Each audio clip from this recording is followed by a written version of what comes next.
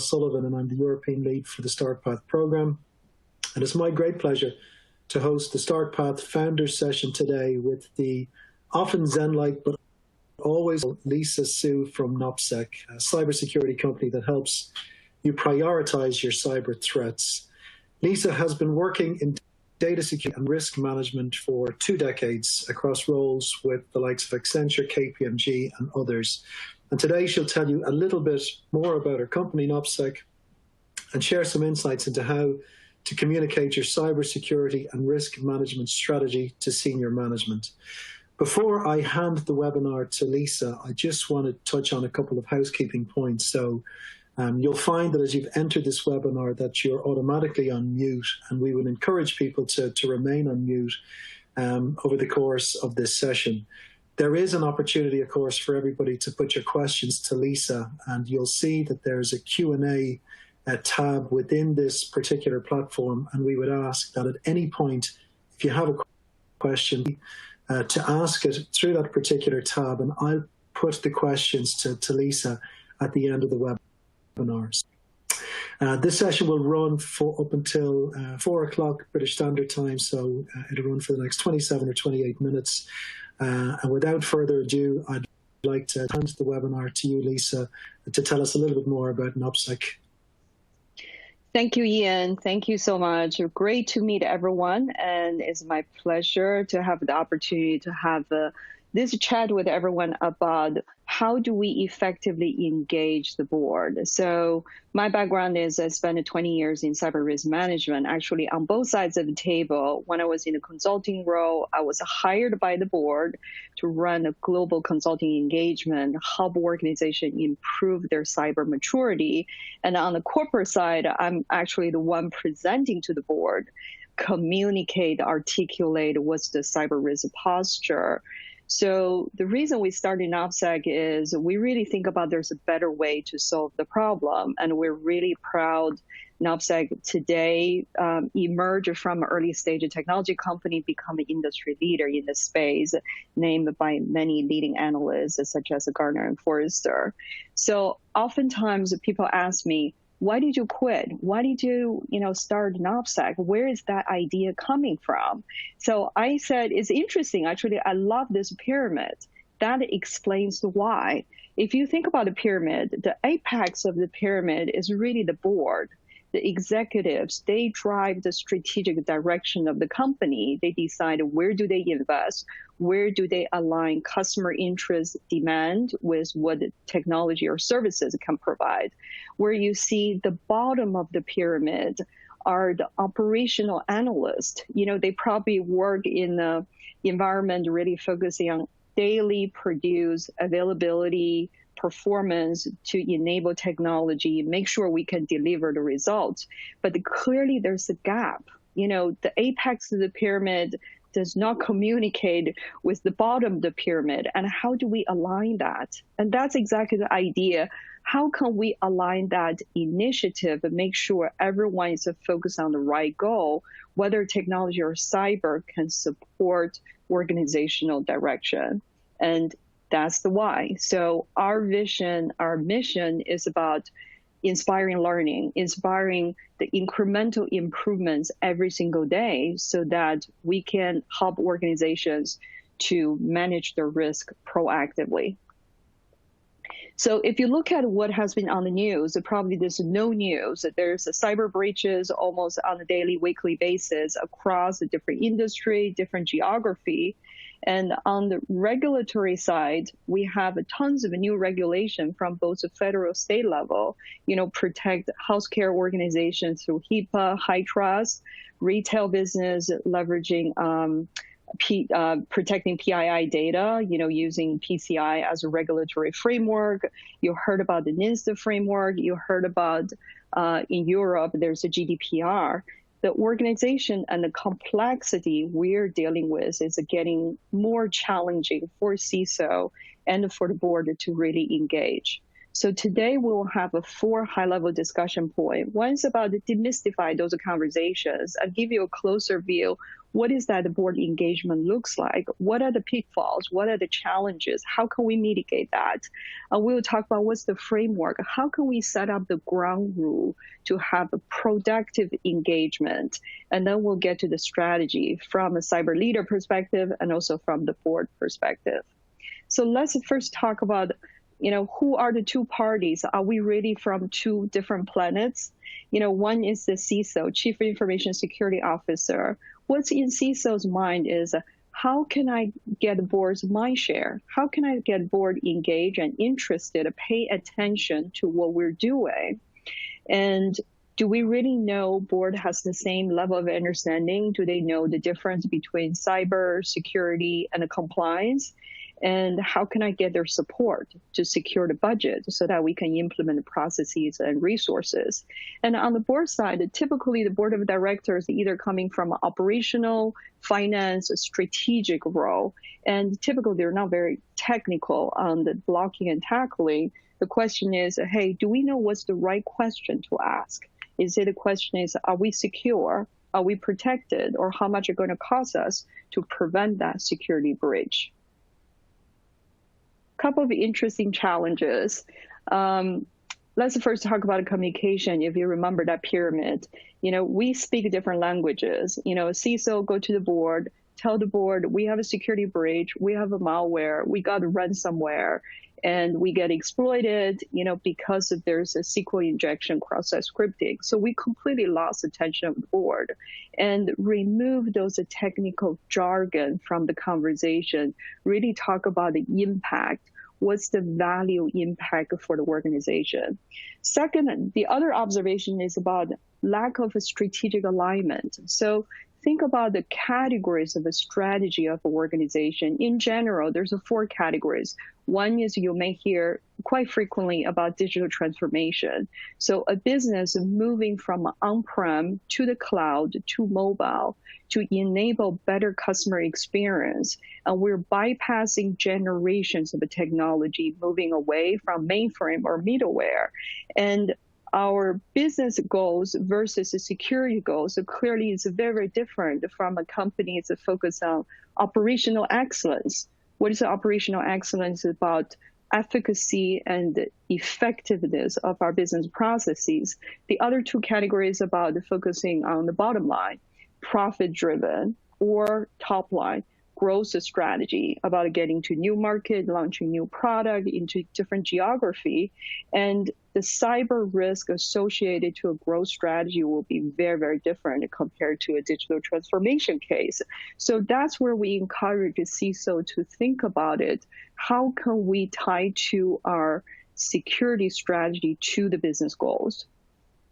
And the other observation is about money. People are afraid of talking about money. Actually, we should absolutely talk about it. Talk about what it costs us, how much we could save. Talk about ROI, return on investments. Also talk about, hey, what's the value at risk? How can we quantify cyber risk to the dollars, to the cents, so that the board can understand? And also talk about the flip side. What is the cost of the inaction? If we don't do anything, what may impact us? Okay, so let's talk about framework. I think this is very important about setting the ground rule and a common understanding before we get into the details to talk about how we execute to achieve our objectives. So there's many ways to align the framework. Between the CISO and board, I think the main objective to line up the frameworks, the CISO's responsibility to communicate our overall security posture, aligned operational plan and a strategic plan, and then clearly articulate interdependencies between security, governance, and the regulatory requirements, and also answer those questions based on the new attacks and the new breach. impact. So here's the example. So this is actually quite popular. We oftentimes recommend customers to consider using the enterprise risk management framework.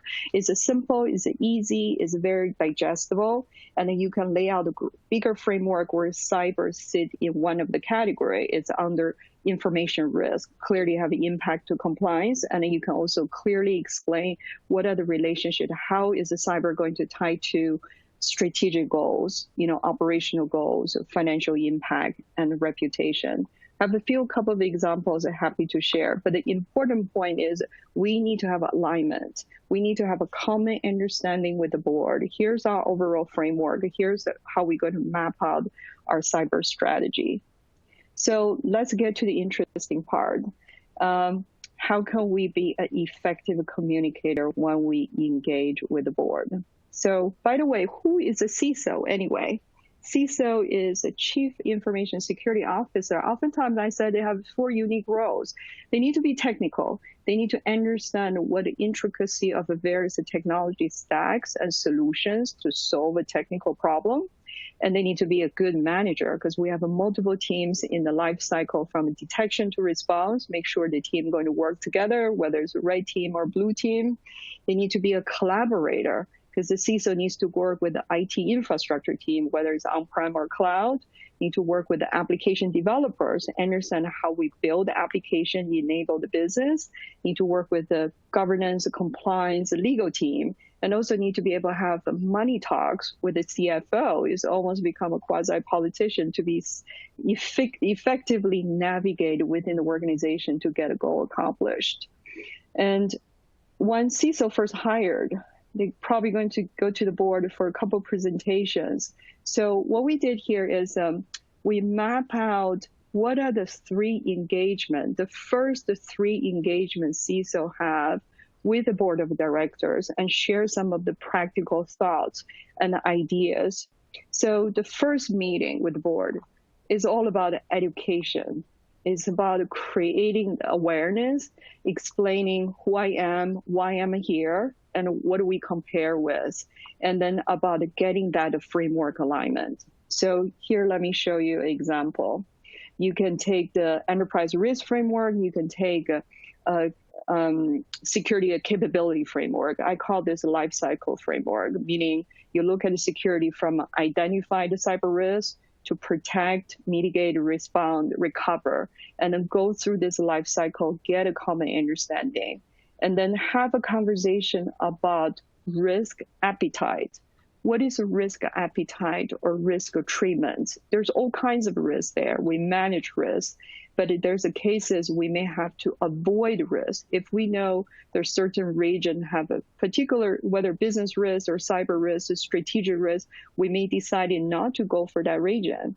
And how do we accept the risk within our tolerance level? And how do we mitigate the risk? Meaning we put in place a certain mitigating compensating controls, and then we can accept the residual risk.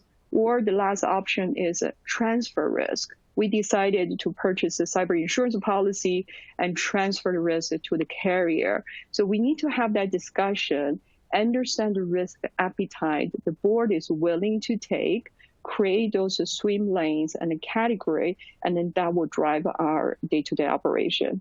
Of course, set expectations. Come to the next meeting. So we get alignment, get education in place. Now is about the technical analysis. So I'm a CISO in the seats for 30 days. Now is my report card. I need to explain to everyone what's our initial assessment, tell the story, what is the good and bad and ugly, and set expectations, what can be done or what cannot be achieved based on the resources and budget. So here's an example of my meeting number 2, based on the same framework. And then we do a current state assessment. We also do a forward looking where we would like to be and how do we compare ourselves with our peer group? How do we benchmark ourselves in the same industry? And now we get meeting number 3 is getting more interesting. So now we talk about what's the strategic roadmap. What do we need to do? How are we going to improve our people, process, technology, tooling? How do we prioritize various projects to address the risk? So here's another example for our meeting number 3. You can see it's the same framework, but then you get more details in terms of what are the strategic project we're going to implement, because you already explained the why at the meeting 1 and meeting 2. Here is about, can we get the support? Can we get your buy-in? Are we still fully aligned to proceed to manage our overall risk? The other example we talked, other than the life cycle management, you can also looking at it from a risk management perspective, whether it's managing our availability, performance, disaster recovery. So it's a similar concept, but it's just a different way of delivering the message. Fundamentally, we're here to get alignment. All right, so let's get to the board perspective. So the board's question is, what do I need to ask? What are the things are the right thing to do, or what should I avoid? So I want to tell you a story about this. So when we talk about what is urgent, what is important, board member opened up a Wall Street Journal, Financial Times, read something about a company got a compromise based on the security weaknesses, a vulnerability called Blue Keep or Heartbleed, name it. And then quickly board member wrote an email to the CEO and the Chief Information Security Officer saying, hey, company XYZ got a by this Blue Keep. Do we have the same problem? And then that email triggered down to every level of the pyramids, become an emergency project because the board asked this question. We have to give an answer. Do we have it or not? What's our exposure? How do we assess that? So the question I want to pose here is that the right question to ask? Is absolutely urgent? Is that the important question to ask? Is that question should be, do we have emergency processes to address urgent threats? Or versus, do we have these weaknesses, yes or no? So that's really help a company to think about how can we be less reactive, let's be more proactive, focus on the prevention than the cure. And another observation we've seen a lot is the board meeting is almost become a number counting exercise. The CISO will present, here's our number of critical, medium, high risk, how we're going to focus on, is that number counting, that quantifiable number, how would that translate to the process, the impact into actions?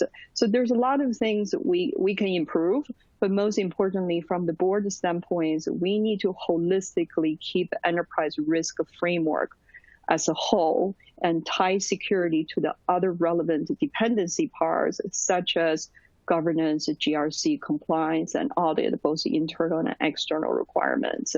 And have some basic trainings. We start to see more and more board ask for trainings on cyber, have a basic knowledge about what is a comprised risk, what is a risk attribution, what's our crown jewel assets, what is considered as a threats, and what are the controls we have in place and the cost of the controls, and rely on CISO on their technical capability, but really challenge a team on more strategic questions, challenge a team to focus on business alignment, business focus, reduce friction across the team.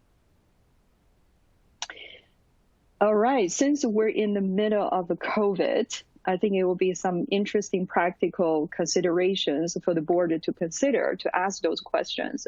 Number one is many of us work from our home. We're no longer inside a firewall in the office, so we have a very distributed, wider attack surface. I think it's important for board to ask, how can we assess our security posture around internet connected remote access and collaboration technologies, since we have a wider footprint today? And with the economic impact, you hear a lot about the cost cutting, and which is good, make a company more efficient. I think the question is, if we can reduce costs, what can we do more about automation to enable that efficiency? And actually, this is a great opportunity, to trigger faster acceleration for the cloud adoption, and then, help company to transform digitally a lot rapidly. And then with the decentralized workforce, and how can we have that centralized enterprise risk visibility? That becomes must have, but then nice to have. So if we tie everything together, what is a good cyber practice in the mind of the security practitioner, security leaders, and the board of director. It should be self-healing. You should be silent. You don't want to hear much because it's already auto-remediated. It should reduce the friction, enable collaboration across the different teams. And most importantly, is about enabling business, align business to the same strategic goals, and support business, and leveraging cyber as a competitive differentiator. So that's from me, and I'm handing back to Ian, and thank you very much for your time. Thanks very much, Lisa. That's really great. And we've encouraged people to ask questions, and I see them coming through here, but I might one myself because, very curious to try and bring this into, the current day, and your last couple of slides talked about the current crisis. Generally, I'm kind of interested to know, from your experience, how have corporates been responding to the current crisis? Have CISOs been drafting documents around how they have the right strategy in place to actually address concerns that a board might have? Are you helping organizations, and see in particular, in terms of, making sure that their strategy is appropriate and robust based on the current circumstances we all find ourselves in? Just maybe give us a little bit of flavor as to what you're currently experiencing, what you're currently hearing in terms of how corresponding to current threats.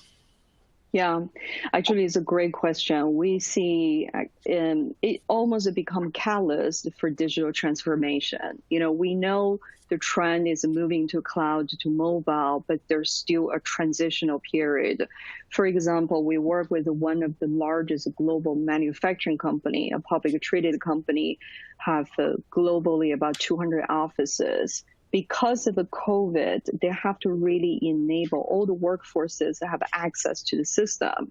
It used to be a 3-quarter exercise, and it has been shortened in the months because of the urgency of enabling business, and then move 90% of the workforce's access to the cloud, access to remotely. Clearly, there's a new security challenges, but then that's where everybody spent all the time over the weekend in the war room and trying to maximize the technology capability to achieve that goal. So I think digital transformation is inevitable. Cloud mobile is inevitable. This event actually triggered a lot of more forward thinking on how we accelerate that adoption. And then on the security side, the top of mind for CISO is, where's my new attack surface, especially to phishing and the VPN. So now people work from their own laptop, assuming it's a corporate-owned devices, their proper security controls, antivirus, things in place. But there are also cases that bring your devices to workplace, in the sense you use your home computer, right? They may have a better performance or better connectivity, but then there's a level of risk introduced to the corporate setting. And how do we enforce that policy? How can we get a better awareness? And we see more phishing attacks than ever before. There's a kind of engage you to learn more about the news or fictitious offers, and then that will be another avenue. So not to only think about weaknesses and risk from a technology perspective, actually human are the biggest vulnerability in the ecosystem. Yeah, that's really interesting. And actually, I think you've begun to answer a question that's just come in because Jessica has asked a question around, are you observing any spikes in a particular type of vulnerability as a result of COVID? You've mentioned, obviously, phishing. Anything else that you're seeing? I think any type of vulnerability, we have 20,000 new vulnerability every single year. I think it's pretty widespread. It's really how the attackers leveraging certain campaigns or stories and trying to maximize the outcome. So we have seen always the popular ones has been used in place, but I think the techniques are getting more and more sophisticated, and also people's guard has been lowered. We all care about what's the latest. We want to learn more. So there's a lot of opportunity. We recommend a customer to be more vigilant and getting more security awareness or trainings in place or tooling in place, and make sure, we are well educated to respond. Okay, thank you very much. Someone else is asking for some advice. So they've asked, how do we communicate the difference between compliance and security to the board? Yeah, that question comes a lot. So I will give a comparison. Think about this. You go to see the doctor, you have an x-ray, or doctor tell you a result. Either you have a cancer or you don't have a cancer. You have a diabetes or you don't have a diabetes. So compliance is a check. It's a binary outcome. Either I pass or I fail. And versus think about security. Security is about eating healthy, exercise, all the right thing we need to do, about good hygiene, good habits. Security is a process, and it will never stop. We will always have new threats, new vulnerabilities, new controls, and we're adding new assets. So that's going to be a healthy exercise. It's a good cyber hygiene exercise versus compliance. I will quickly know either I pass or I fail for a particular regulatory framework. Very useful. Another thing that somebody has asked, it relates to, you talk about the top 3 challenges, and you mentioned how it's so important to convey the value impact for an organization. So, you talk about how much we could save, value at risk. How do you quantify the risk? Because there's risk across, there's monetary risk, regulatory risk, reputation risk. Do you have any advice to those that are listening in around whether there's tools or frameworks that can be used to try and quantify that risk? Because I'm assuming that is a challenge for people. How do you actually accurately, and in a way that the board will respond favorably to, represent what, the quantifiable measures of the risks? Yeah, absolutely. That question comes a lot because the board cares about top line and the bottom line, right? Quantify cyber risk into the dollar and cents. That's really resonated with the board, and also understand what's the value at risk. This is a probability exercise, right? You can run various models. There's a tools in place. There's solutions such as risk quantification solutions in place, and there's also service around that as well. I think as a part of the partnership with Mastercard, with their data and cyber team, we have some joint offering for the marketplace for cyber risk quantification and cyber risk detection and prioritization services. And I'm happy to share some of those and more insights as a joint offering with the Mastercard team. Okay, look, great. And we're approaching the end of the session.